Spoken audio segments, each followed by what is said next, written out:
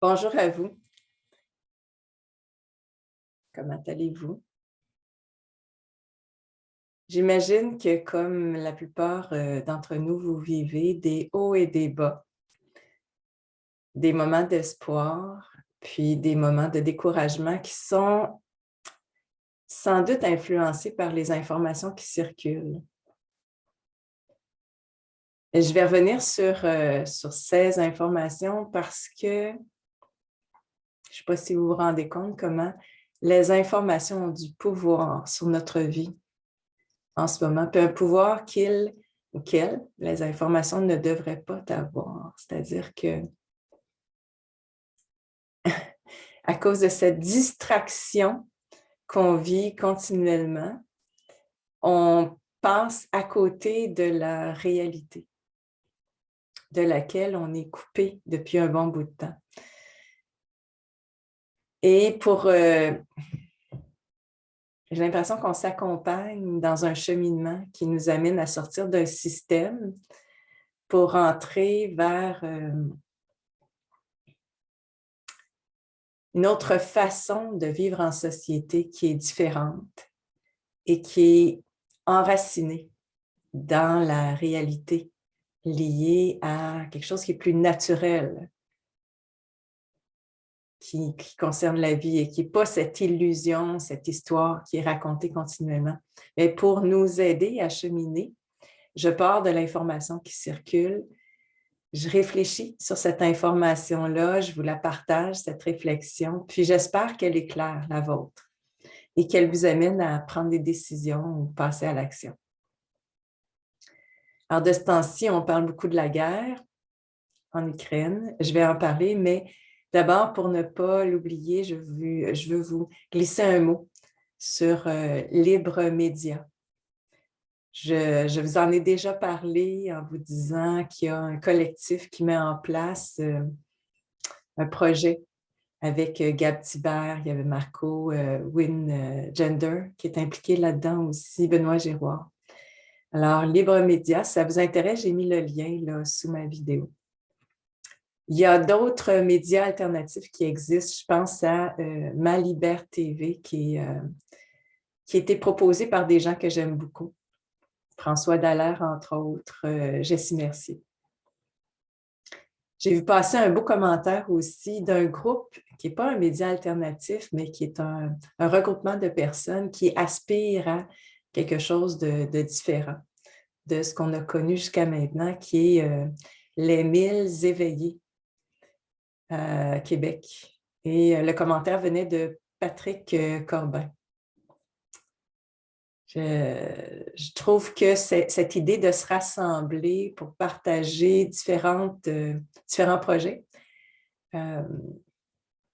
c'est salutaire en ce moment. À partir du moment où on se sent relié à d'autres, on vit moins intensément ces hauts et ces bas-là. C'est important d'être lié. C'est important que vous ne vous sentiez pas seul parce que vous ne l'êtes pas seul. D'abord, c'est un fait. Et parce que pour créer quelque chose de neuf, on peut partir d'une idée, mais pour la mettre en action, souvent, c'est facilitant quand on est avec d'autres. Puis, il y a toute cette énergie-là de création qui est créée, justement. Une énergie qui est présente quand on communique ensemble, quand on partage, puis quand on pense à l'action, qu'on met les mains à la pâte. Voilà pour les bonnes nouvelles. Je vous parle de la guerre parce que après l'annonce de la pandémie, c'est de ça qu'on parle. Et je m'aperçois que non seulement on en parle dans les médias de masse, comme d'une distraction, triste distraction, mais c'est récupéré aussi dans les médias sociaux. Alors, je vous ai mis plusieurs liens d'informations. Si ça vous tente d'aller voir ce qui a nourri mes réflexions, ben, vous les avez sous ma vidéo.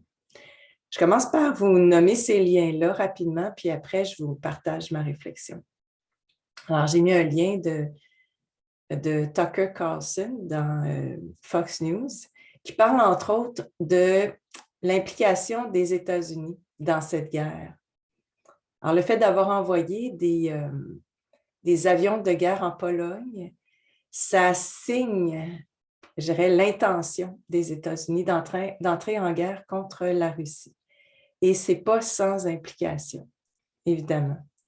J'ai mis aussi un lien de Claire Daly. C'est une députée en Irlande qui s'offusque avec raison qu'on parle tant de cette guerre-là, alors que, par exemple, en Afghanistan, il y a des familles, des enfants qui meurent à cause de cette guerre qui dure depuis si longtemps. C'est un très beau témoignage qu'elle fait là, entourée d'autres politiciens. Il y a Révélation explosive. C'est une Laura Logan, c'est une journaliste spécialiste en Russie qui est ou qui était sur place et qui commente cette guerre pour dire que c'est vrai que la Russie, elle n'a pas tout de parfait, mais ce n'est pas tout blanc et tout noir. Et il faut comprendre un peu le point de vue de la Russie. Puis elle nous explique cette réalité en ayant été sur place. Il y a un texte sur la légalité des guerres parce qu'on est en train de dire que la Russie n'est pas en droit d'attaquer l'Ukraine ou de protéger ses frontières, ça dépend du point de vue, alors qu'on n'a jamais remis en question la légalité d'autres guerres.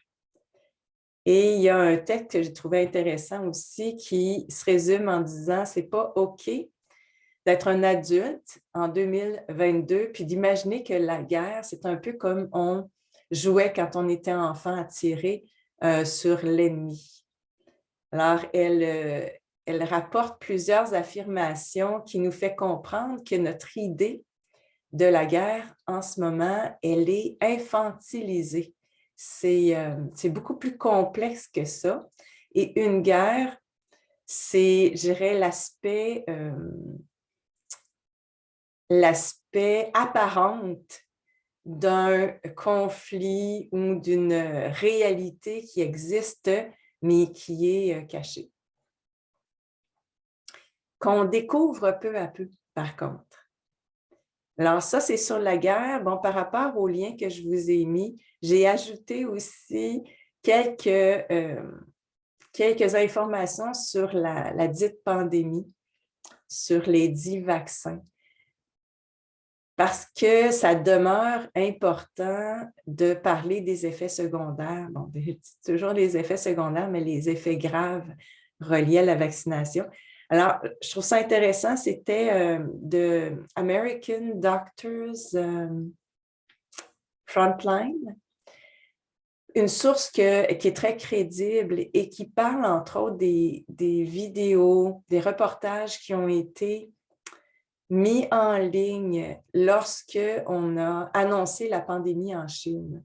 Ces vidéos qui sont des montages et qu'on a présenté alors qu'en ce moment, dans les médias de masse, on ne présente pas du tout, on ne met pas d'importance à tous ces sportifs, par exemple, qui décèdent suite à la vaccination.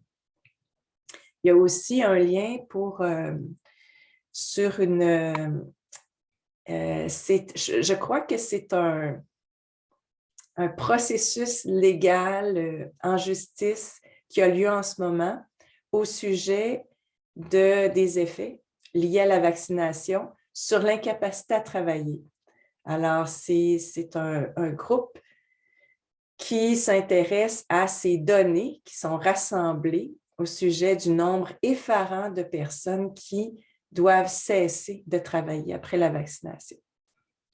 Ça, c'est l'information que je vous mets. Il y a d'autres informations dont je parlerai tantôt qui portent sur un deuxième sujet que je vais aborder. Alors, je reviens sur la guerre en Ukraine. Remarquez-vous que dans les médias de masse ces temps-ci, on passe des articles qui sont absolument... c'est aberrant. de dire qu'on doit cesser d'appeler la poutine, qu'il y a des gens on remet en question, on annule des concerts d'un musicien russe ici au Canada, toutes sortes d'absurdités comme ça. Et ça m'amène à penser qu'on utilise cette stratégie un peu comme on a utilisé la stratégie du terme complotiste, c'est-à-dire que ça rend les gens gênés de parler de leur compréhension de la guerre du point de vue de la Russie. Ça agit un peu sur la société, un peu comme si vous allez vous retrouver avec des gens et vous allez commencer à discuter du point de vue russe, mais comme on aura discrédité d'une façon tellement absurde la Russie, vous allez être empêché de le faire ou tout de suite, il va venir à l'esprit des gens avec qui vous parlez un frein. Et c'est la même stratégie qui a été utilisée lorsqu'on vous a étiqueté de complotiste. Alors, il y a deux points de vue à cette guerre en ce moment qui circulent, celle de protéger l'Ukraine contre l'invasion russe, puis celle de reconnaître que l'OTAN n'a pas respecté un pacte et s'est approchée tellement des frontières russes qu'elle représente un danger pour la Russie et la Russie, de son point de vue, dit que c'est légitime pour ce pays de se protéger. Par exemple, du fait qu'il y aurait des armes à proximité ou du personnel, des militaires qui pourraient attaquer facilement la Russie. Donc, c'est le point de vue de l'OTAN ou c'est le point de vue de la Russie. Et on se retrouve là-dedans à prendre la défense des uns ou des autres. Et on parle de Poutine comme on parlait de Trump. Et je me demande jusqu'à quel point on ne se fait pas prendre encore au jeu. Parce que ça demeure une guerre et qu'il y a des gens qui se font tuer, qui meurent, qui souffrent ou qui doivent quitter leur pays. Il n'y a pas une guerre qui est belle. Il n'y a pas une guerre qui devrait avoir lieu. Et c'est un peu ça l'idée du texte de comment ça se fait qu'en étant un adulte en 2022, on peut encore encourager la guerre. Je me retrouvais à discuter avec des gens qui viennent de l'Afghanistan, justement, et qui comprennent très bien le rôle de l'OTAN et la position de la Russie. Et qui, par ailleurs, on s'entendait tous ensemble pour dire qu'il n'y a pas, à moins d'être vraiment programmé, endoctriné, puis avoir subi la propagande des médias et des gouvernements, il n'y a pas un individu, une personne, un habitant sur la Terre qui désire être en guerre. Ceux qui décident de la guerre, ce ne sont pas ceux qui sont au front à se battre et à mourir pour leur pays. Il n'y a pas personne qui veut la guerre. Et en ce moment, et depuis toujours, ces guerres qui perdurent sont décidées par des individus qui ont des intérêts financiers, économiques, liés au pouvoir. Et on continue encore en 2022 d'obéir à cette autorité politique ou même cette autorité qui n'a pas été élue, qui s'est autoproclamée et qui dirige un peu comme des marionnettistes les politiciens. D'ailleurs, je ne sais pas si ça vous saute aux yeux le fait qu'il y a tellement de comédiens qui se sont retrouvés chefs politiques parce qu'ils avaient sans doute des qualités pour être à ce poste-là. Donc, je nous invite à sortir de cette dualité et à considérer que toute guerre est illégale, que toute guerre est un non-sens et qu'on devrait cesser d'être dans cette dualité, mais plutôt être en lien de complémentarité et à faire en sorte que toutes les personnes sur la Terre avec leurs compétences complémentaires peuvent s'entraider pour faire en sorte qu'on vive bien sur la Terre et qu'on soit en connexion avec celle qui nous nourrit, qui rend la vie possible.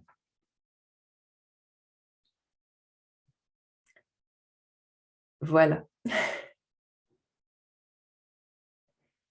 ne sais pas si vous imaginez tous les efforts qui sont mis en ce moment, tout le temps, tout l'argent qui est consacré à maintenir la vérité cachée et à organiser cette pièce de théâtre pour qu'on croie que cette guerre, elle est légitime, par exemple.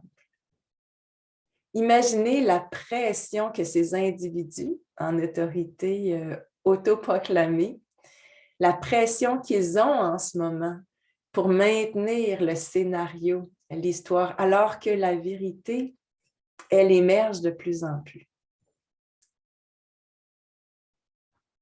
Cette vérité, elle va être de plus en plus connue. Ça ne peut pas faire autrement, puis je vais tout à l'heure vous parler d'un vidéo que j'ai regardé qui est très évocateur. Mais en ce moment,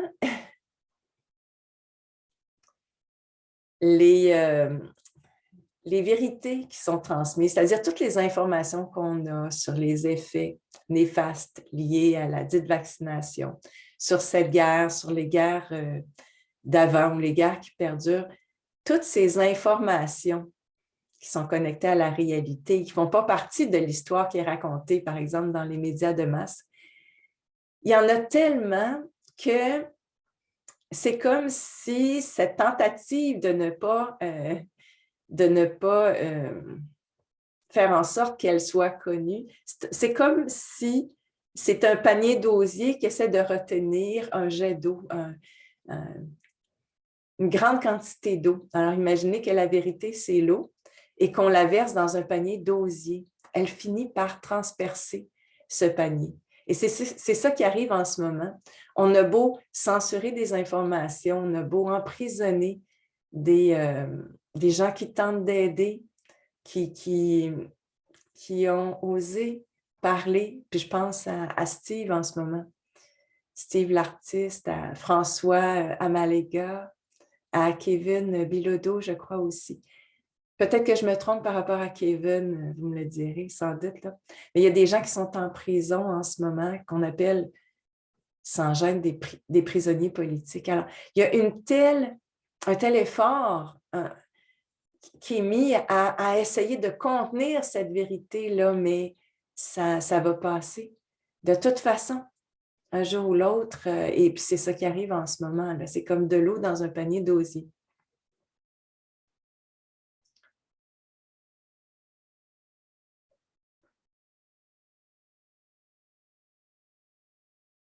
Je suis tombée sur un texte, puis je ne l'ai pas retenu. C'est comme toutes ces informations qui circulent, ça arrive que je le lis, je trouve ça passionnant, mais j'oublie de l'enregistrer, puis là, je n'arrive pas à le retrouver.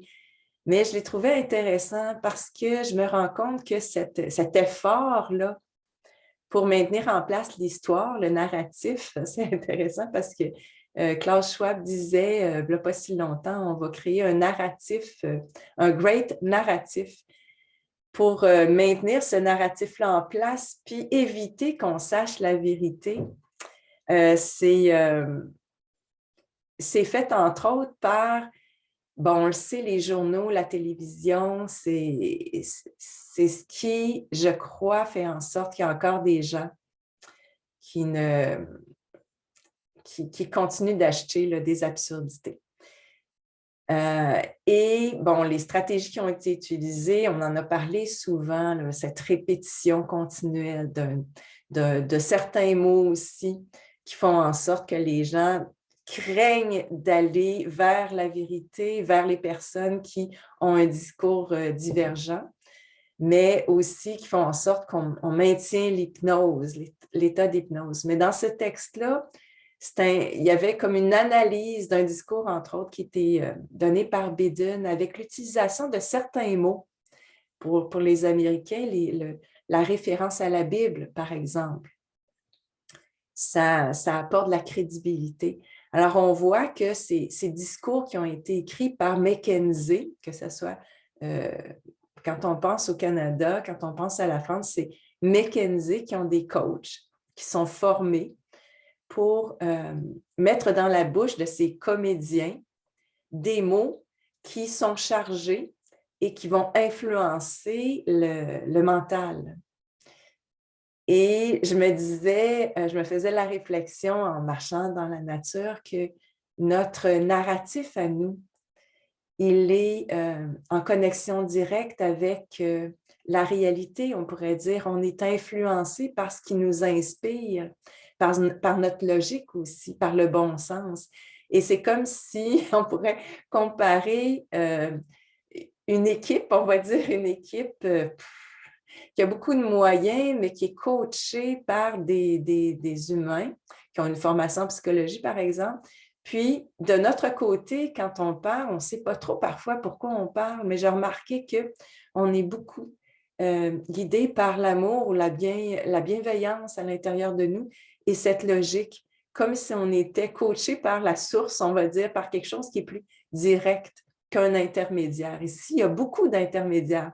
Dans l'histoire qui est racontée, comprenez-vous que depuis un bon bout de temps, il y a plus de cadres que de personnes qui travaillent concrètement, là, par exemple, à offrir un service.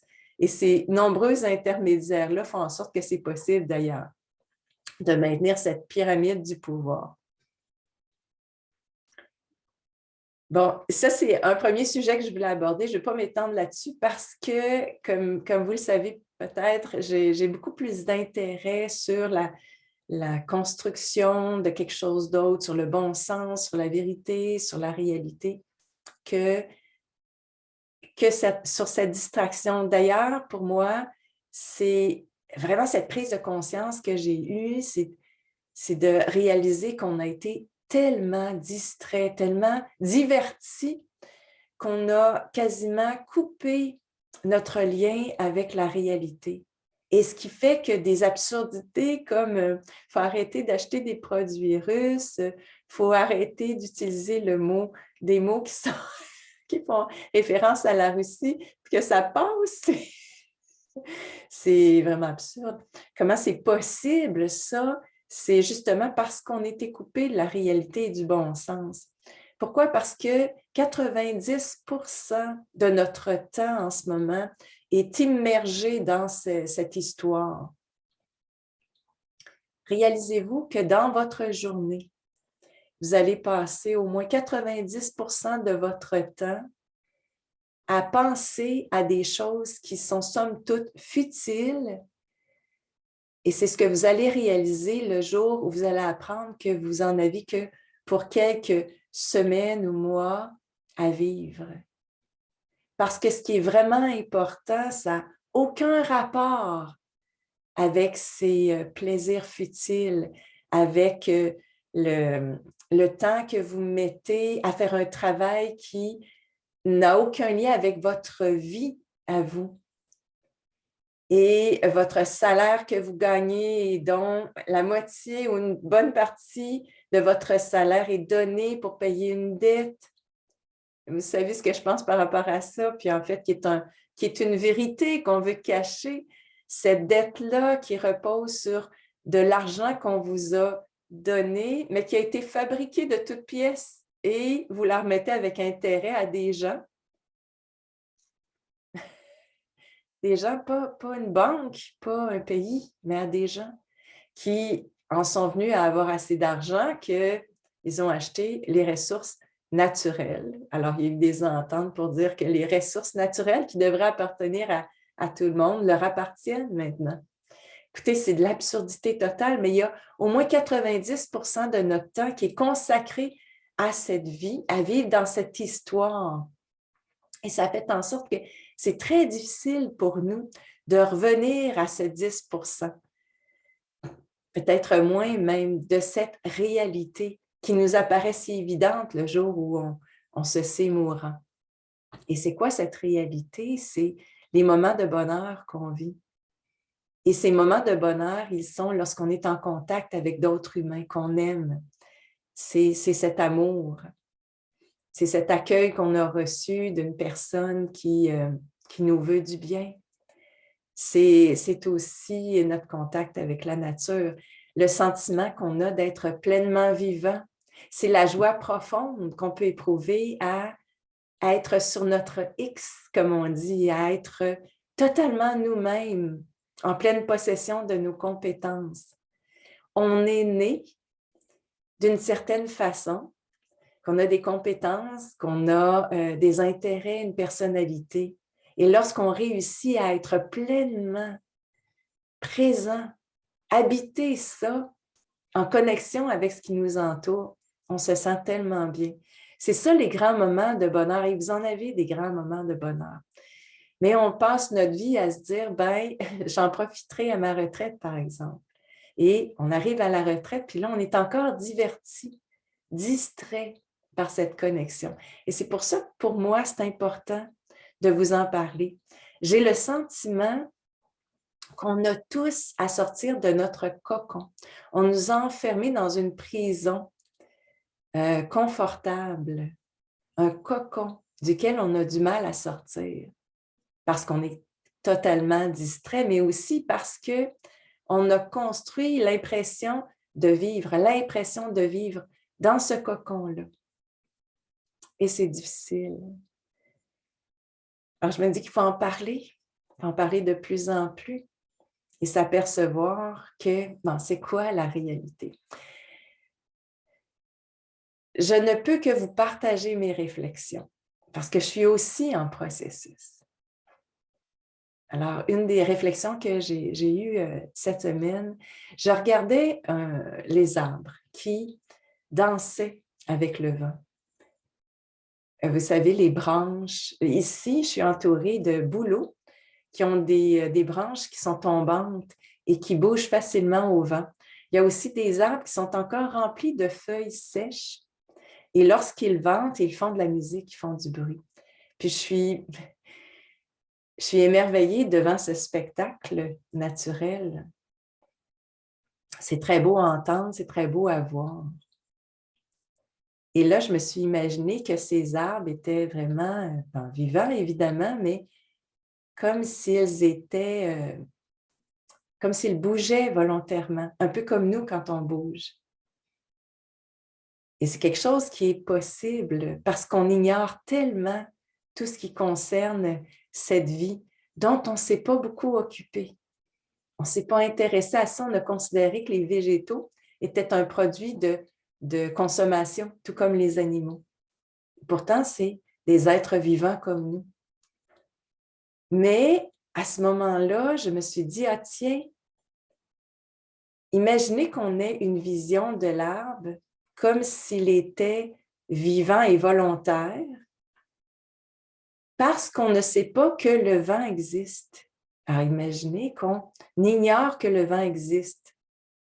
Puis là, on regarde un arbre qui bouge, puis on se dit, il bouge.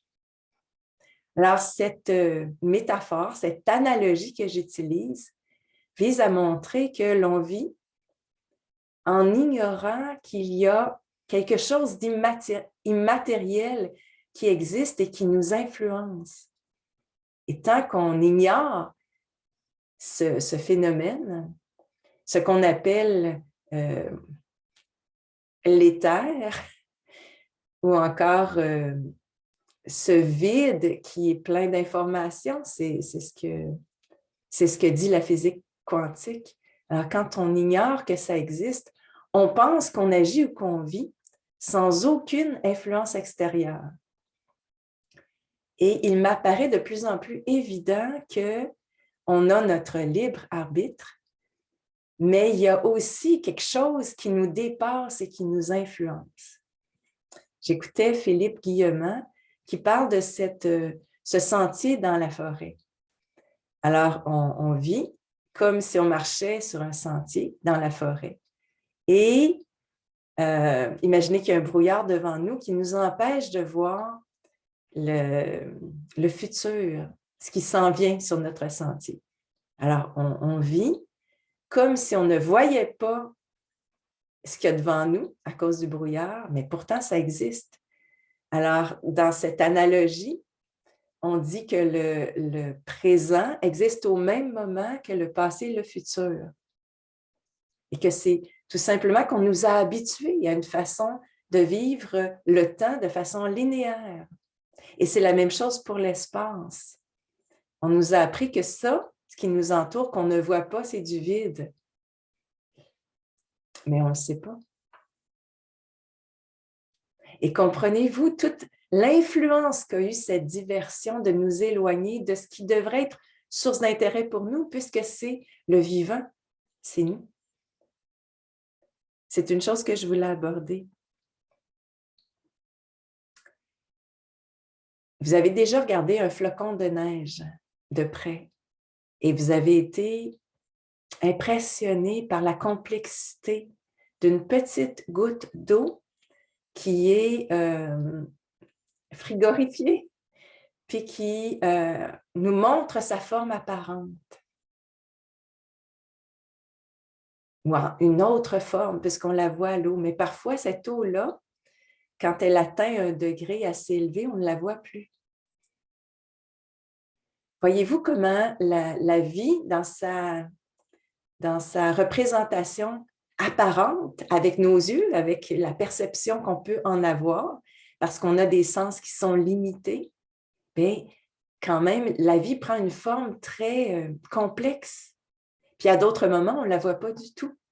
L'air, on ne voit pas l'air. Pourtant, on sait qu'elle existe. Cet air-là existe puisqu'il existe parce que grâce à cet air, on respire. Et ce qui fait qu'on n'est pas séparé de l'air, puisque cet air-là fait partie de nous aussi.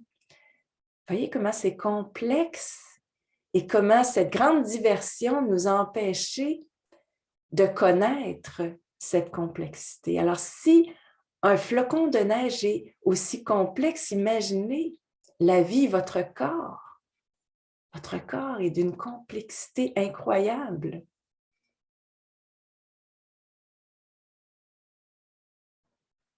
Je réalisais aussi, c'est un peu à côté de ce que je vous raconte là, mais c'est aussi important. Lorsque j'étais très jeune, j'avais la conviction que tout le monde est fondamentalement bon. Il m'est arrivé des circonstances, comme il nous en arrive en ce moment, qui nous amènent à remettre en question ça. Parce qu'il y a des gens qui sont dans la haine, une haine tellement grande qu'ils peuvent faire du mal à d'autres. On peut se dire, est-ce qu'ils sont fondamentalement bons? Et deux choses par rapport à ça. Je suis revenue récemment à cette idée que chaque être vivant est fondamentalement bon. Mais lorsque, dans son mental, on sème une pensée qui est celle de « tu dois te protéger parce que tu es en danger et tu dois donc te protéger et peut-être en venir qu'à attaquer l'ennemi. » L'ennemi, ça peut prendre différentes formes. L'ennemi peut prendre la forme d'un virus, d'un Ukrainien, d'un Russe, d'une personne qu'on va appeler complotiste, d'informations qui sont dangereuses. Alors, je m'imagine la situation actuelle comme nous sommes tous fondamentalement bons, mais pour certains, on a mis à leur esprit l'idée qu'il fallait se protéger, se défendre en utilisant des armes parfois. Des armes qui sont la loi, par exemple, qui sont une guerre aussi. Personne ne veut cette guerre. Si ce n'était pas de ces idées, de ces informations qui circulent dans l'histoire qui est racontée. Et l'autre élément que je vais aborder par rapport à l'homme est fondamentalement bon.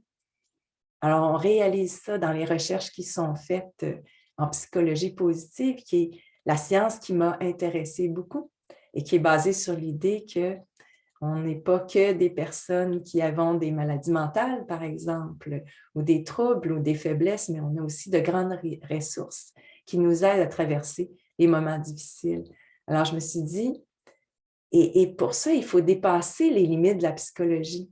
Se dire que si on est fondamentalement bon, peut-être que c'est la nature de l'être vivant. Et cette bonté est là pour faire en sorte que notre rôle soit de maintenir la vie sur Terre, de donner généreusement, comme les arbres, par exemple, qui donnent généreusement, comme le soleil qui ne choisit pas de briller pour un ou pour l'autre. Comprenez-vous, les éléments de la nature sont sans doute fondamentalement bons et généreux, et que nous, les humains, on l'est aussi. Et quand on réussit à sortir de ce système, de ces idées, de cette grande distraction, on retrouve cette bonté, cet amour, cette bienveillance à l'intérieur de nous. C'est ce que je voulais vous partager cette semaine en toute humilité, en espérant que ma réflexion rejoigne la vôtre. Et je suis très consciente qu'on est tous à des moments, des points différents dans notre évolution.